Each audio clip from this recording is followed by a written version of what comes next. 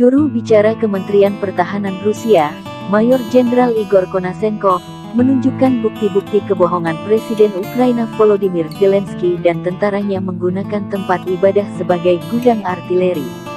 Alat persenjataan disamarkan dengan bungkusan kantong sampah. Truk militer dicat dengan bas sekolah anak-anak. Kami telah berulang kali mengungkap kebohongan sinis yang digunakan rezim nasionalis Kiev untuk mempertahankan kekuasaannya di Ukraina dan menyesatkan komunitas internasional, kata Igor dikutip Tribun Timur Selasa tanggal 20 Maret. Pada tanggal 20 Maret misalnya, Presiden Zelensky, dalam pidato video kepada Knesset Israel, menuduh Rusia diduga menargetkan kota Uman di wilayah Cherkasy. Untuk meningkatkan efek dramatis, Zelensky menyatakan, dan saya kutip, ini adalah tempat yang dikunjungi oleh puluhan ribu orang Israel setiap tahun untuk ziarah Tzadik Nahman. Saya ingin menekankan bahwa selama operasi militer khusus, angkatan bersenjata Rusia tidak menyerang objek sipil.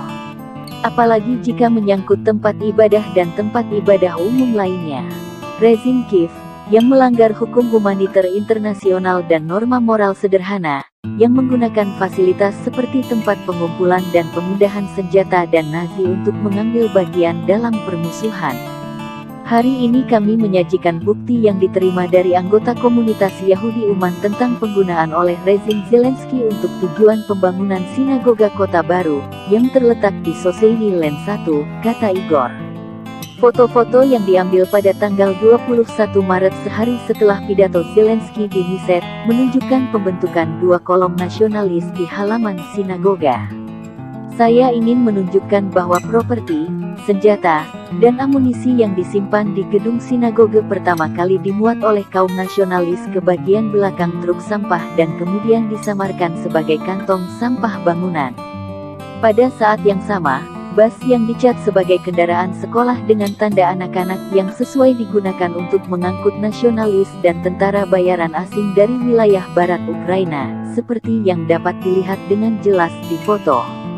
Dengan demikian, tempat ibadah di Uman sengaja digunakan rezim nasionalis Kiev untuk tujuan militer.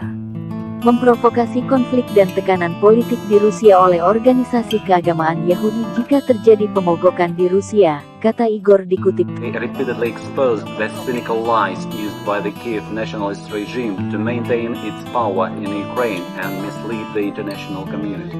On March 20, for example, President Zelensky, in a video addressed to the Israeli Knesset, accused Russia of allegedly targeting Uman city in Cherkasy region.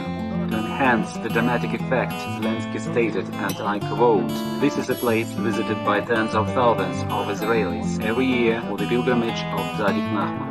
I would like to stress that during special military operation, the Russian armed forces do not strike civilian objects, all the more so when it comes to places of worship and any other places of public worship. It is the Kiev regime in violation of international humanitarian law and simply moral norms that uses such facilities as collection and transfer points for weapons and Nazis to take part in hostilities. Today we present evidence received from a member of the Uman Jewish community of the use by the Zelensky regime for this purpose of the building of the new city synagogue located at Shoseini Lane 1. Photographs taken on March 21, the day after Zelensky's speech to the Knesset, show the formation of two columns of nationalists on the synagogue grounds.